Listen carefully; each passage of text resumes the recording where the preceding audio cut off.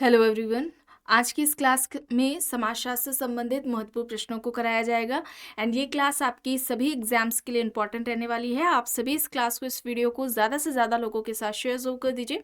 एक इन्फॉर्मेशन है, समाजशास्त्र से संबंधित सभी परीक्षाओं के लिए यहाँ पर प्रैक्टिस सेट एंड सोशियोलॉजी के नोट्स पीडीएफ फॉर्मेट में प्रोवाइड कराए जा रहे हैं। इससे संबंधित जानकारी के लिए यहाँ पर एक व्हाट्सएप नंबर दिया गया है। नंबर है 790-555-3851।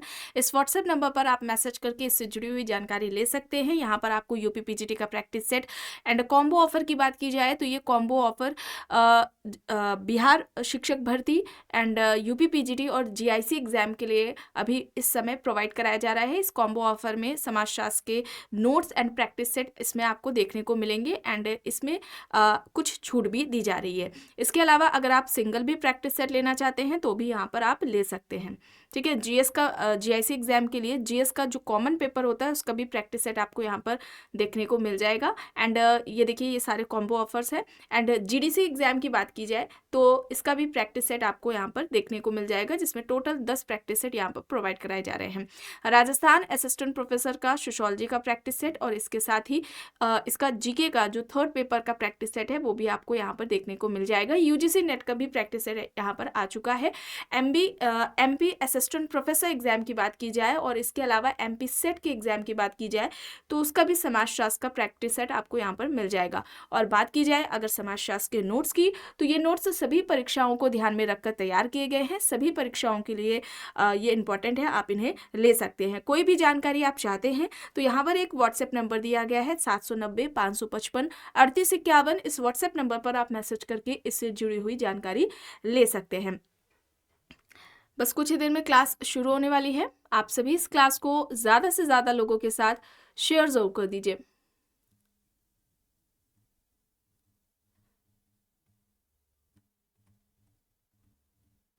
यहां तक हो गया था, चलिए यहां से शुरू करना है। देखिए प्रश्न है, यह किसने कहा कि संरचनाओं में बिना प्रकारों में परिवर्तन हुए परिवर्तन घटित नहीं हो सकता। यहाँ पर विकल्प में Herbert Spencer, Talcott Parsons, Radcliffe Brown और लेवी यहाँ पर दिए गए हैं। संरचनाओं के प्रकारों में बिना परिवर्तन हुए परिवर्तन नहीं हो सकता, ये किसका कहना है बताएं। संरचना में जो फंक्शंस होते हैं, स्ट्रक्चर है, ठीक है, स्ट्रक्चर है, उसमें स्ट्रक्चर का निर्माण कैसे होता है, कई सारे अंगों भागों से मिलकर होता है और प्रत्येक भाग का अंग का क्या होता है, अलग अलग उनका प्रकार होता है। ठीक है, तो उनमें प्रकारों में परिवर्तन हुए परिवर्तन घटित नहीं हो सकता, ये बात किसके द्वारा कही गई है, यहाँ पर हर्बर्ट स्पेंसर हो जाएगा। ठीक है, हर्बर्ट स्पेंसर। और अगर पूछा जाता है सर्वप्रथम, ठीक है, पूछा जाए सर्वप्रथम संरचना का प्रयोग या संरचना शब्द का प्रयोग या संरचना अवधारणा किसके द्वारा दी गई है या शब्द का प्रयोग किसने किया है, तो आप हर्बर्ट स्पेंसर को बताएंगे। ठीक है, संरचना शब्द का सबसे पहले प्रयोग किसके द्वारा किया गया था, हर्बर्ट स्पेंसर के द्वारा किया गया था। यहाँ पर ऑप्शन ए यहाँ पर सही हो जाएगा। और अगर हम यहाँ पर पार्सन्स की बात करें, पार्सन्स यहाँ पर विकल्प में है, तो अगर हम पार्सन्स की बात करें तो इन्होंने संरचना के जो तत्व बताए थे ये यहाँ पर इंपॉर्टेंट हो जाते हैं। संरचना के तत्व, या हम कहें कि संरचना की परिभाषा किन तत्वों के आधार पर की है, अगर इस तरह से कुछ पूछा जाए तो इसे भी आप देख ले। एक तो संस्था हो जाएगा, संस्था, एजेंसी हो जाएगा, ठीक है, एजेंसी हो जाएगा, एजेंसी, या अगर हम इसे कहें अभिकरण, ठीक है, अभिकरण हो जाएगा, सामाजिक प्रतिमान, सोशल पैटर्न हो जाएगा, सामाजिक प्रतिमान हो जाएगा, समूह हो जाएगा, ग्रुप, ठीक है, समूह या उपसमूह, समूह व उपसमूह होगा। ठीक है, समूह व उपसमूह, समूह व उपसमूह हो जाएगा, प्रस्थिति व भूमिका हो जाएगा, प्रस्थिति व भूमिका हो जाएगा। ये सभी क्या है, संरचना के तत्व है जो कि किसके द्वारा बताए गए हैं, पार्सन्स के द्वारा बताए गए हैं। संस्था, एजेंसी, समूह व उपसमूह, प्रस्थिति व भूमिका, ये सामाजिक संरचना के तत्व है और इन्होंने इन तत्वों के आधार पर ही सामाजिक संरचना को परिभाषित किया था।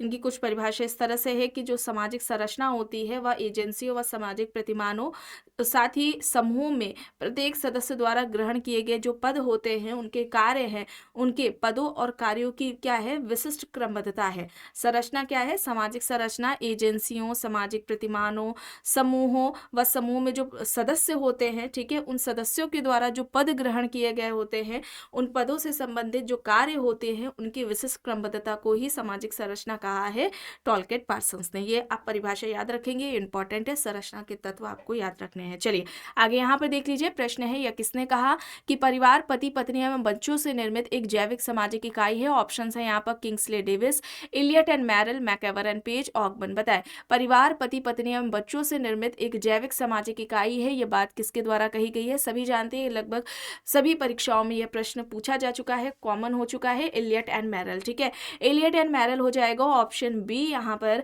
राइट आंसर हो जाएगा। और ध्यान रखें, इलियट एंड मैरल ने पारिवारिक विघटन का कारण किसे बताया था? ठीक है, पारिवारिक विघटन का कारण, पारिवारिक विघटन का कारण किसे बताया था? पारिवारिक तनाव को। ठीक है, पारिवारिक तनाव को माना था पारिवारिक विघटन का कारण।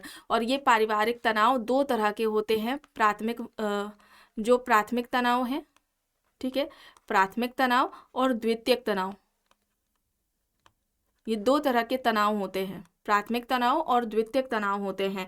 प्राथमिक तनाव से इनका इलियट मैरल का तात्पर्य था कि जो पति पत्नी के बीच में वैचारिक मतभेद होते हैं, उन मतभेदों के परिणाम स्वरूप जो उत्पन्न तनाव होता है, उसकी बात इन्होंने की। द्वितीयक तनावों की बात करते हैं जो आर्थिक कारणों से उत्पन्न होते हैं। ठीक है, तो तनाव, पारिवारिक तनाव के दो प्रकार, प्राथमिक तनाव और द्वितीयक तनाव, ये किसने बताया? इलियट मैरल ने पारिवारिक विघटन का कारण पारिवारिक तनाव को बताया था। ठीक है, चलिए आगे देख लेते हैं। प्रश्न है एक धार्मिक विश्वास क्या है? ऑप्शन देखिए, ज्ञान या सत्य का कथन, एक साधारण एक धारणा या विचार, एक समूह के सदस्यों द्वारा साझा की गई वास्तविकता को समझने की एक प्रणाली, या फिर उपयुक्त। यहाँ पर सभी सही होगा। क्या हो जाएगा यहाँ पर? बताएं, राइट यहाँ पर क्या होगा? यहाँ पर सही क्या हो जाएगा? यहाँ पर ऑप्शन डी होगा, उपयुक्त। ये यहाँ पर सभी सही हो जाएंगे। ठीक है, ऑप्शन डी यहाँ पर राइट आंसर हो जाएगा। प्रश्न है, निम्न विचारकों में से किसने विचार किया कि सामाजिक संबंधों में संघर्ष हो सकता है क्योंकि पारस्परिक क्रिया की स्थिति में लोगों के द्वारा हिंसात्मक बल प्रयोग का हमेशा उपयोग किया जा सकता है? ऑप्शन देख लीजिए, कोलिंस, सिमेल, डेरेनड्रॉफ, कोजर। यहाँ पर ऑप्शन दिए गए हैं, कोजर, सिमेल, डेरेनड्रॉफ, कोजर, यहाँ पर ऑप्शन दिए गए हैं। सामाजिक संबंधों में संघर्ष हो सकता है क्योंकि पारस्परिक क्रिया की स्थिति में लोगों द्वारा हिंसात्मक बल प्रयोग का हमेशा उपयोग किया जा सकता है। यहाँ पर क्या होगा?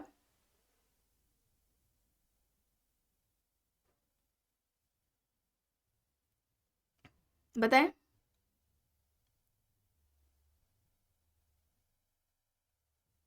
यहाँ पर कोलिंस होगा। ठीक है, कोलिंस होगा, ऑप्शन ए यहाँ पर राइट आंसर हो जाएगा। ठीक है, एक आपको नाम याद रखना है टर्नर का। ठीक है, टर्नर का नाम याद रखना है। देखिए, आप सभी जानते हैं कोलिंस ने भी बात की थी, ठीक है, संघर्ष ने, सिमेल ने भी बात की है, डेरेनड्रॉफ है, कोजर है। तो टर्नर ने पर्टिकुलर इन कोलिंस, डेरेनड्रॉफ, कोजर का जो संघर्ष का सिद्धांत दिया है, उसको विभिन्न नामों से पुकारा है। ठीक है, संबोधित किया है, हम एक तरह से कह सकते हैं। और अगर हम यहाँ पर आप देख रहे हो ऑप्शंस पे कोलिंस दिया गया है, तो टर्नर कोलिंस के संघर्ष के सिद्धांत को क्या कहते हैं? विनिमय संघर्ष का सिद्धांत। ठीक है, विनिमय संघर्ष सिद्धांत कहते हैं। इस तरह से भी पूछा जा सकता है, विनिमय संघर्ष का सिद्धांत किसने दिया? कोलिंस का है। किसने कहा था? अच्छा, कोलिंस के सिद्धांत को विनिमय संघर्ष का सिद्धांत टर्नर ने कहा था, ये आपको याद रखना है। डेरेनड्रॉफ ने जो संघर्ष का सिद्धांत दिया था, उनके संघर्ष के सिद्धांत को टर्नर ने क्या कहा था? द्वंद्वात्मक संघर्ष का सिद्धांत। ठीक है, द्वंद्वात्मक संघर्ष का सिद्धांत कहा था। और कोजर ने जो सामाजिक संघर्ष का सिद्धांत दिया था, कोजर के सामाजिक संघर्ष के सिद्धांत को टर्नर ने प्रकार्यात्मक संघर्ष का बोला है। ठीक है, प्रकार्यात्मक संघर्ष का सिद्धांत बोला है। यह किसके द्वारा दिया गया है? कोजर के द्वारा दिया गया है। और कोजर किससे प्रभावित थे? सिमेल से प्रभावित थे। ठीक है, यहाँ पर ऑप्शन ए हो जाएगा सही आंसर। चलिए आगे देख लेते हैं। प्रश्न है, संस्कृतिकरण का तात्पर्य है। ऑप्शन से जाति संरचना में परिवर्तन, जाति संरचना का परिवर्तन, जाति संरचना के लिए परिवर्तन, या फिर उपयुक्त में से कोई भी नहीं। संस्कृतिकरण का तात्पर्य यहाँ पर क्या है, किसे कहेंगे? अच्छा, संस्कृतिकरण की ये अवधारणा किसके द्वारा दी गई है? एम.एन. श्रीनिवास। ठीक है, एम.एन. श्रीनिवास ने ये कॉन्सेप्ट दिया था। किस पुस्तक में दिया था? Religion and society, religion and society among the कुक्स of south India. ये इनकी पुस्तक है साउथ इंडिया, जिसमें इन्होंने ये संस्कृतिकरण की अवधारणा दी है। और संस्कृतिकरण कैसी प्रक्रिया है, तो श्रीनिवास का कहना था कि कोई भी निम्न हिंदू जाति या कोई जनजाति किसी उच्च या द्विज जाति की रीति रिवाज, उनकी जो धार्मिक कर्मकांड की जो पद्धतियां है, जीवन शैली है, उनका अनुकरण करती है। और ये कई वर्षों तक उनका अनुकरण करती है, ताकि उनका जाति पद क्रम में जो स्थान है वो पहले से बेहतर हो सके। यही इनका संस्कृतिकरण की अवधारणा है, यही इसी को इन्होंने संस्कृतिकरण कहा। हालांकि इनकी इस अवधारणा की कई लोगों द्वारा आलोचना भी की गई थी, और इन्होंने संस्कृतिकरण से पहले ब्राह्मणीकरण शब्द का प्रयोग किया गया था, फिर इनकी आलोचना होती है।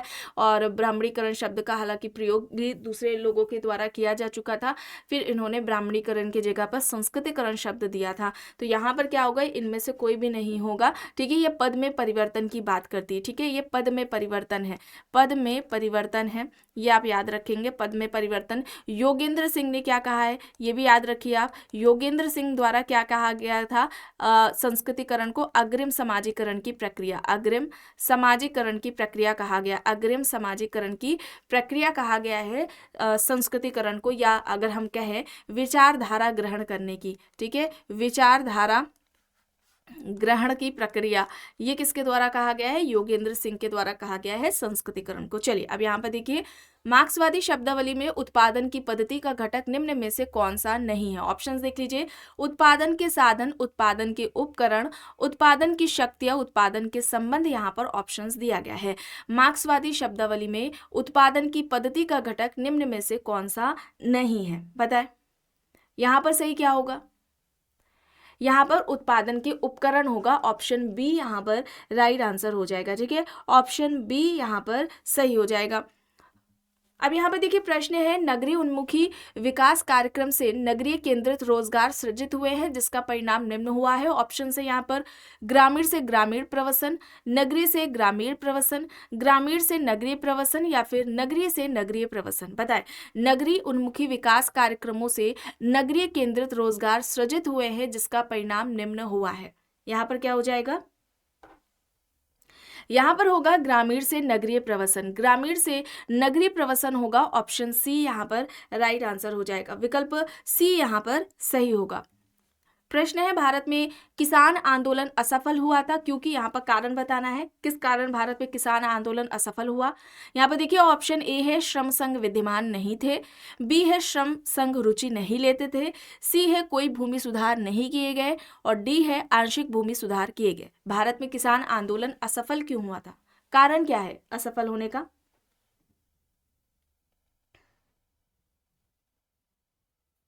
यहाँ पर सही होगा श्रम संघ विद्यमान नहीं थे।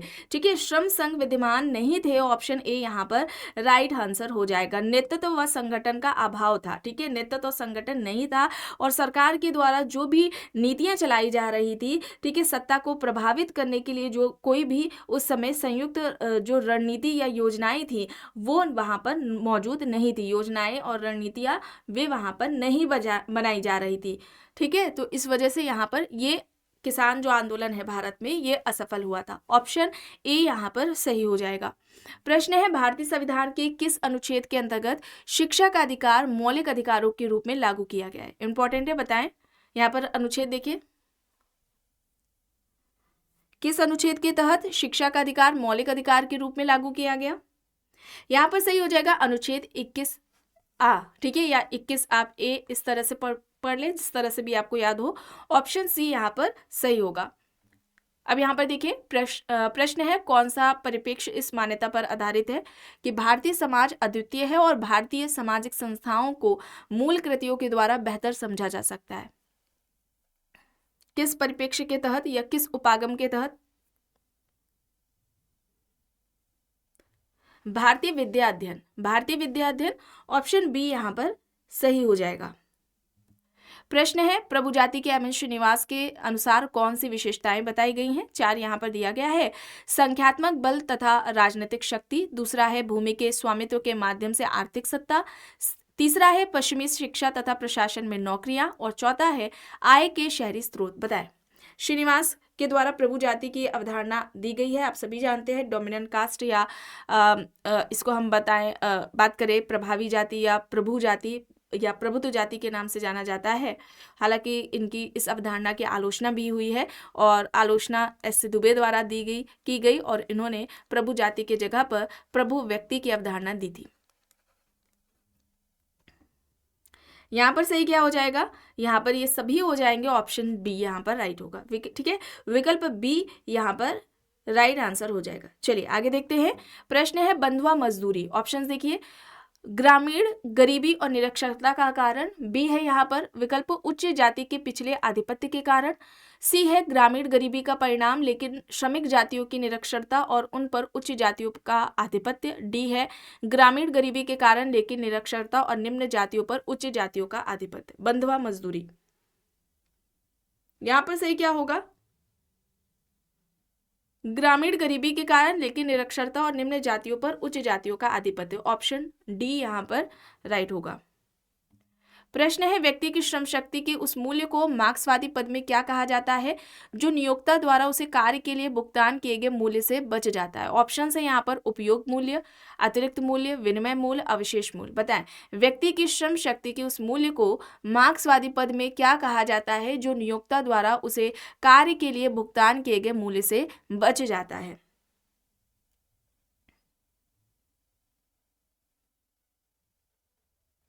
यहाँ पर अतिरिक्त मूल्य होगा। ठीक है, अतिरिक्त मूल्य होगा, ऑप्शन बी यहाँ पर राइट आंसर हो जाएगा। ठीक है, विकल्प बी यहाँ पर अतिरिक्त मूल्य यहाँ पर सही है।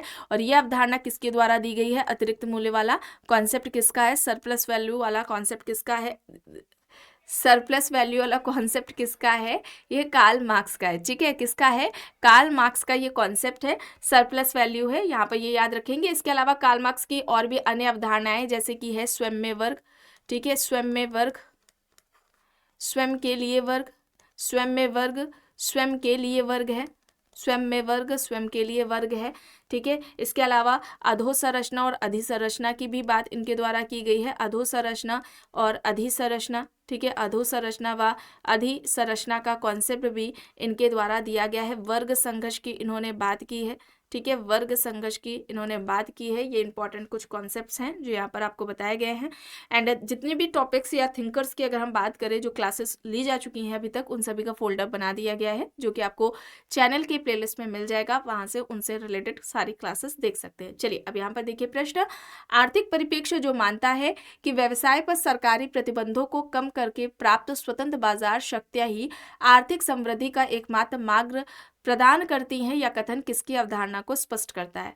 यहाँ पर ऑप्शंस हैं उत्तर आधुनिकता, नव उदारीकरण, नव मार्क्सवादी, नव फोर्डवाद। बताएं, आर्थिक परिप्रेक्ष्य जो यह मानता है कि व्यवसाय पर सरकारी प्रतिबंधों को कम करके प्राप्त स्वतंत्र बाजार शक्तियां ही आर्थिक समृद्धि का एकमात्र मार्ग प्रदान करती हैं, यह कथन किसकी अवधारणा को स्पष्ट करता है? यहाँ पर होगा नव उदारीकरण। ठीक है, नव उदारीकरण होगा, ऑप्शन बी यहाँ पर राइट हो जाएगा। चलिए अब यहाँ पर देखिए, निम्न में से किस सिद्धांतवादी ने समसामयिक समाज को एक मृतक संस्कृति बताया है जिसकी मृत्यु सभी सामाजिक पृथकताओं और भेदभाव का उदाहरण है? ऑप्शंस देख लीजिए, यहाँ पर बोडिलार्ड है, यूबेक है, यूबेक से मतलब उल्ड्रिच बेक है, यहाँ पर फूको है, ल्योतार्ड यहाँ पर दिए गए हैं। समसामयिक समाज को एक मृतक संस्कृति बताया है जिसकी मृत्यु सभी सामाजिक पृथकताओं और भेदभाव का उदाहरण है। यहाँ पर सही क्या होगा? यहाँ पर बोडिलार्ड होगा। ठीक है, बोडिलार्ड होगा, ऑप्शन ए यहाँ पर राइट आंसर हो जाएगा। बोडिलार्ड की बात की जाए तो इन्होंने प्रतीकात्मक विनिमय की बात की। ठीक है, प्रतीकात्मक विनिमय की बात किसके द्वारा की गई है? बोडिलार्ड के द्वारा की गई है प्रतीकात्मक विनिमय की। ठीक है, इन्होंने उपभोक्ता समाज की भी बात की है, उपभोक्ता समाज की भी बात इनके द्वारा की गई है, उपभोक्ता समाज की बात इन्होंने की है। अति यथार्थता की का जो कॉन्सेप्ट है ये भी इनके द्वारा दिया गया है। ठीक है, अति यथार्थता का जो कॉन्सेप्ट है ये भी इनके द्वारा बोडिलार्ड के द्वारा दिया गया है। ये इंपॉर्टेंट है। और इन्होंने उत्तर आधुनिक समाज को उपभोग का समाज कहा था, ये भी याद रखिएगा। उत्तर आधुनिक समाज उपभोग का समाज है, उपभोग का समाज है। उत्तर आधुनिक समाज कैसा है? उपभोग का समाज है। किसका कहना है? बोडिलार्ड के द्वारा कहा गया है, ये बात कही गई है, ये याद रखिएगा। और इन्होंने तो ये भी कहा था कि जो उत्तर आधुनिक समाज है वह विश्व संकेतों या अगर हम कहें छवि या हम कहें प्रतिलिपि, ठीक है, उनका उसका समाज है। और इसका जो यानी उत्तर आधुनिक जो समाज है उसका वास्तविक संसार या वास्तविकता से कोई लेना देना नहीं है। ठीक है, इन बातों को आप ध्यान में रखेंगे। इस तरह से कुछ स्टेटमेंट देकर एग्जाम्स में अक्सर प्रश्न पूछ लिए जाते हैं। चलिए अब यहाँ पर देखिए, माल्थस द्वारा प्रतिपादित जनसंख्या के सिद्धांत में निम्न में से कौन सी अवधारणा सम्मिलित नहीं है? ऑप्शन यहाँ पर दिया गया है अंगणितीय वृद्धि, सकारात्मक रोध, स्थिर जनसंख्या, निवारक रोध। बताएं, माल्थस द्वारा प्रतिपादित जनसंख्या के सिद्धांत में निम्न में से कौन सी अवधारणा सम्मिलित नहीं है? यहाँ पर स्थिर जनसंख्या होगा। ऑप्शन सी यहाँ पर राइट आंसर हो जाएगा, विकल्प सी यहाँ पर सही है। चलिए अब यहाँ पर देखिए, निम्न में से किसने जीवन विश्व के 3 घटक संस्कृति, समाज और व्यक्तित्व का अंतर स्पष्ट किया है? ऑप्शन देख लीजिए, शुट्स है, हर्सल है, पीटर बर्जर है, हेबरमास यहाँ पर दिया गया है। जीवन विश्व के 3 घटक संस्कृति, समाज और व्यक्तित्व का अंतर स्पष्ट किसने किया? यहाँ पर सही क्या हो जाएगा?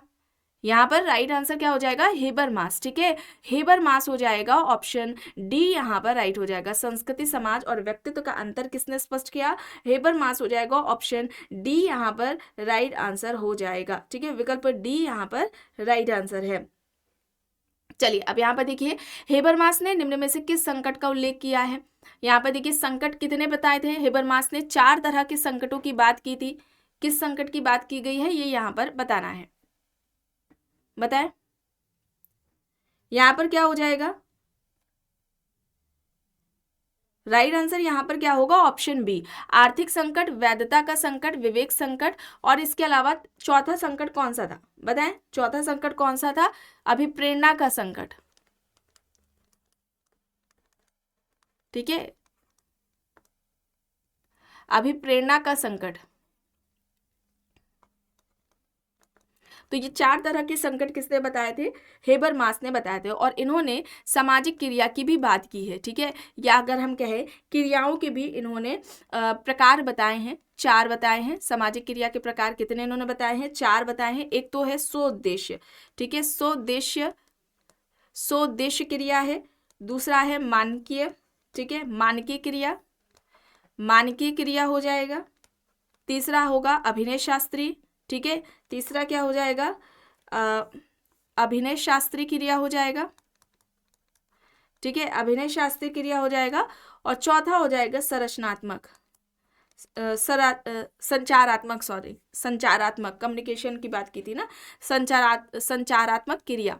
ठीक है, तो ये 4 तरह की क्रियाओं की इन्होंने बात की है। ये क्रियाओं से जुड़ा हुआ भी प्रश्न आता है, और संकट जो 4 बताए गए हैं इनसे भी जुड़ा हुआ प्रश्न आता है, इसे आप याद रखेंगे। चलिए आगे देख लेते हैं। प्रश्न है, जादू, धर्म तथा विज्ञान में सर्वसामान्य क्या है? अवलोकन तथा प्रयोग, मानव पर समान प्रभाव, अज्ञात की ओर उन्मुख होना, अलौकिक की ओर उन्मुख होना। जादू, धर्म तथा विज्ञान में सर्वसामान्य क्या है? बताएं, यहाँ पर सही क्या होगा? अलौकिक के ओर उन्मुख होना। ठीक है, अलौकिक की ओर उन्मुख होना, ऑप्शन डी यहाँ पर राइट आंसर हो जाएगा। अब देखिए, यहाँ पर जादू, धर्म, विज्ञान दिया गया है, तो इससे जुड़े हुए कुछ इंपॉर्टेंट फैक्ट्स याद रखेंगे। दुर्खीम का नाम यहाँ पर आता है। ठीक है, दुर्खीम का नाम आता है। दुर्खीम ने पवित्र किसे कहा था? धर्म को पवित्र माना था। ठीक है, ध्यान रखेंगे आप, धर्म को पवित्र माना था। जादू और विज्ञान, ठीक है, जादू और विज्ञान को इन्होंने क्या माना था कि जादू और विज्ञान क्या है? अपवित्र है। ये भी आप याद रखेंगे। यहाँ पर मेलानोव्स्की का भी नाम आता है। ठीक है, मेलानोव्स्की का भी इंपॉर्टेंट है, अक्सर एग्जाम्स में पूछ लिया जाता है। ये धर्म को पवित्र मानते हैं। ठीक है, धर्म और साथ में जादू। ठीक है, धर्म और साथ में आ जाएगा जादू। धर्म और जादू को इन्होंने क्या बताया? पवित्र बताया। और विज्ञान को मेलानोव्स्की कहते हैं कि जो साइंस है, विज्ञान है, वो क्या है? अपवित्र है। ठीक है, इन बातों को आप ध्यान में रखेंगे। इस तरह से एग्जाम्स में अक्सर प्रश्न पूछ लिए जाते हैं। चलिए अब यहाँ पर देखिए, समाचार पत्र, पत्रिकाओं, गीतों, कविताओं, भाषणों इत्यादि पर आधारित अभिलिखित मानव वक्तव्य के अध्ययन को क्या कहते हैं? ऑप्शन देख लीजिए, यहाँ पर दिया गया है। सांख्यिकीय विश्लेषण, अंतर्वस्तु विश्लेषण, ऐतिहासिक विश्लेषण, तुलनात्मक विश्लेषण। बताएं, सही क्या होगा? राइट आंसर यहाँ पर क्या होगा?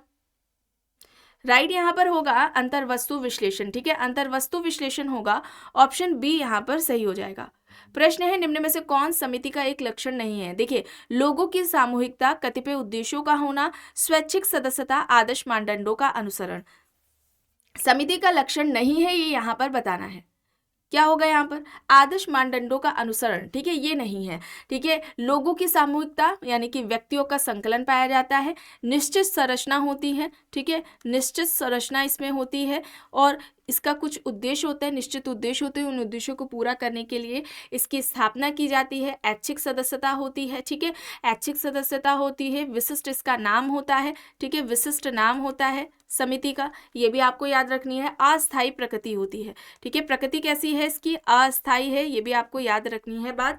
और अगर हम बात करें, एक स्टेटमेंट आता है मैकेवर का, ठीक है, मैकेवर का आता है हम समिति के सदस्य नहीं होते, ठीक है, या व्यक्ति समिति का सदस्य नहीं है, हम समिति के सदस्य नहीं होते, सॉरी उल्टा हो गया, हम समिति के सदस्य होते हैं, संस्थाओं के नहीं होते, ठीक है, हम समिति के सदस्य होते हैं, संस्थाओं के नहीं होते हैं। ये स्टेटमेंट अक्सर एग्जाम्स में आता है, ठीक है, हम समिति के सदस्य होते हैं, और फिल करने को भी आता है ना, रिक्त स्थान दिया होता है, उसको फिल करने के ऑप्शन, मतलब कि उसी में से चूज करना होता है। हम समिति के सदस्य होते हैं, संस्थाओं के नहीं। ये किसने कहा है? मैकेवर ने कहा है। चलिए आगे देखिए, यहाँ पर प्रश्न है, अधिनियम दिए गए हैं, मिलान करके बताएं सही क्या होगा यहाँ पर। सही यहाँ पर क्या होगा? दहेज निरोधक अधिनियम की बात करें तो 1961 होगा। हिंदू विवाह अधिनियम की बात करें तो ये कब आता है? 1955। हिंदू उत्तराधिकार अधिनियम की बात करें तो 1956 आता है। और घरेलू हिंसा अधिनियम ये कब आता है? 2005 में आता है। अच्छा, घरेलू हिंसा अधिनियम लागू कब हुआ था? ठीक है, लागू कब हुआ था ये आपको कमेंट बॉक्स में बताना है। यहाँ पर विकल्प डी हो जाएगा सही। चलिए अब यहाँ पर बताएं, निम्न में से कौन सा युग्म सही नहीं है। यहाँ पर अवधारणाएं दी गई हैं, लोकग्राम रॉबर्ट रेडफील्ड, प्रत्यक्षवाद अगस्त कॉम्ट, विलासी वर्ग वेबलिन, सांस्कृतिक सापेक्षवाद रूथ बेनेडिक्ट। बताएं कौन सा सही नहीं है। यहाँ पर सही नहीं है बताना है, तो देखिए विकल्प ए बी सी यहाँ पर सही है। सांस्कृतिक सापेक्षवाद वाला ये यहाँ पर रूथ बेनेडिक्ट के द्वारा नहीं दिया गया था, बल्कि हर्शकोविट्ज के द्वारा दिया गया था। ठीक है, हर्शकोविट्ज के द्वारा ये कॉन्सेप्ट दिया गया था। यहाँ पर ऑप्शन डी हो जाएगा सही। चलिए अब यहाँ पर देखिए, निम्न में से कौन सा युग्म सही सुमेलित नहीं है। ऑप्शंस देखिए, सांस्कृतिक लय ओपलर, दाय भाग विज्ञानेश्वर, सामाजिक नियंत्रण रॉस, आत्मदर्पण कूले। देखिए आत्मदर्पण का ये जो सिद्धांत है ये कूले के द्वारा दिया गया है, और ये इनका सिद्धांत समाजीकरण से संबंधित है, सोशलाइजेशन से संबंधित है। इन्होंने क्या कहा था, सेल्फ का जो डेवलपमेंट है, ठीक है, स्व का विकास ही क्या है, समाजीकरण है। ये याद रखेंगे आप, सेल्फ डेवलपमेंट को ही इन्होंने क्या कहा था, समाजीकरण कहा था। और सेल्फ और साथ में जो सोसाइटी है, समाज है, ठीक है, स्व और समाज दोनों को क्या कहा था, जुड़वा कहा था। ठीक है, दोनों को क्या कहा इन्होंने, जुड़वा कहा है। ये बात आपको याद रखनी है, ये कूले से संबंधित है, एग्जाम्स में अक्सर पूछ ली जाती है। सामाजिक नियंत्रण के जनक रॉस हैं, यहाँ पर सांस्कृतिक लय की अवधारणा ओपलर ने दी है। दाय भाग विज्ञानेश्वर का नहीं है। ठीक है, दाय भाग विज्ञानेश्वर का नहीं है। ये कॉन्सेप्ट किसके द्वारा दिया गया है, जिमित वाहन के द्वारा दिया गया है, तो यहाँ पर बी हो जाएगा सही। चलिए अब यहाँ पर देखिए, निम्न में से किसने दमनात्मक समाजीकरण की अवधारणा दी। ऑप्शन है यहाँ पर मैकमेरेट, ब्रूम एंड सेल्जनिक, जॉनसन, पार्सन्स। बताएं दमनात्मक समाजीकरण की अवधारणा किसके द्वारा दी गई है। दमनात्मक समाजीकरण किसका कॉन्सेप्ट हो जाएगा, ब्रूम एंड सेल्जनिक का। ठीक है, ब्रूम एंड सेल्जनिक ने समाजीकरण के दो प्रकार बताए थे, एक तो दमनात्मक समाजीकरण बताया था, दूसरा यहाँ पर सहभागी समाजीकरण हो जाएगा। ठीक है, दूसरा क्या हो जाएगा, सहभागी समाजीकरण। तो ये जो दो कॉन्सेप्ट है, या अगर हम कहें समाजीकरण के ये दो प्रकार किसने बताए हैं, ब्रूम एंड सेल्जनिक ने बताए हैं। यहाँ पर पार्सन्स आप ऑप्शंस पे देख रहे हैं, तो इन्होंने भी दो तरह के समाजीकरण की बात की थी, प्राथमिक समाजीकरण, ठीक है, प्राथमिक समाजीकरण, और दूसरा हो जाएगा द्वितीयक समाजीकरण। प्राथमिक समाजीकरण हो जाएगा और दूसरा यहाँ पर हो जाएगा द्वितीयक समाजीकरण। ठीक है, तो इसे आप याद रखेंगे। चलिए आगे देखिए, यहाँ पर प्रश्न है, सांस्कृतिक पारिस्थितिकी की अवधारणा से संबंधित हो। ऑप्शन है Robert Park, K S. Singh, Julian Steward, Opler. सांस्कृतिक पारिस्थितिकी की अवधारणा से कौन संबंधित है, ये किसका है, जूलियन स्टीवर्ट का है। ऑप्शन सी यहाँ पर राइट होगा। प्रश्न है, एक आयामी मानव पुस्तक है। ऑप्शन है white, Ruth Benedict, Anthony Giddens, Herbert Marcus. एक आयामी मानव, यहां पर ये किसकी हो जाएगी पुस्तक, हर्बर्ट मार्क्यूस की। ऑप्शन डी यहां पर सही हो जाएगा। प्रश्न है मैकेवर व अन्य समाजशास्त्री जिसे अभौतिक संस्कृति कहते हैं उसे सोरोकिन ने क्या कहकर संबोधित किया? ऑप्शन है भौतिक संस्कृति, इंद्रिय परक संस्कृति, भावात्मक संस्कृति, विचारात्मक संस्कृति। मैकेवर व अन्य समाजशास्त्री जिसे अभौतिक संस्कृति कहते हैं उसे सोरोकिन ने क्या कहकर संबोधित किया था? भावात्मक संस्कृति। ठीक है, भावात्मक संस्कृति यहाँ पर ऑप्शन सी यहाँ पर सही हो जाएगा। प्रश्न है भारत के संविधान के अनुच्छेद 35 में जिन राज्यों में जनजाति कल्याण मंत्री की नियुक्ति का उपबंध किया गया है वे राज्य कौन से हैं, ये यहाँ पर बताना है। अनुच्छेद 35 है, ये याद रखेंगे आप। जनजाति कल्याण मंत्री, किस राज्यों में जनजातीय कल्याण मंत्री की नियुक्ति की बात की गई है, राज्य वे कौन से हैं? बिहार, मध्य प्रदेश और उड़ीसा। ठीक है, बिहार, मध्य प्रदेश और उड़ीसा हो जाएगा, ऑप्शन ए यहाँ पर सही हो जाएगा। आखिरी प्रश्न है structure and function in primitive society. Option देख लीजिए, Anthony Giddens, Michel Foucault, A R. Radcliffe Brown, Malinowski यहाँ पर दिया गया है। स्ट्रक्चर बताएं, structure and function in primitive society, ये किसकी हो जाएगी? रेडक्लिफ ब्राउन की हो जाएगी, ऑप्शन सी। विकल्प सी यहाँ पर रेडक्लिफ ब्राउन यहाँ पर राइट हो जाएगा। तो आज की इस क्लास में बस इतना ही। आई होप ये आपको पसंद आई होगी। अगर पसंद आई है तो प्लीज़ लाइक करिएगा, कमेंट करके ज़रूर बताइएगा। चैनल पर अगर आप नए हैं तो चैनल को भी ज़रूर सब्सक्राइब कर लीजिएगा एंड इस वीडियो को जितना हो सके ज़्यादा से ज़्यादा लोगों के साथ शेयर भी ज़रूर करिएगा।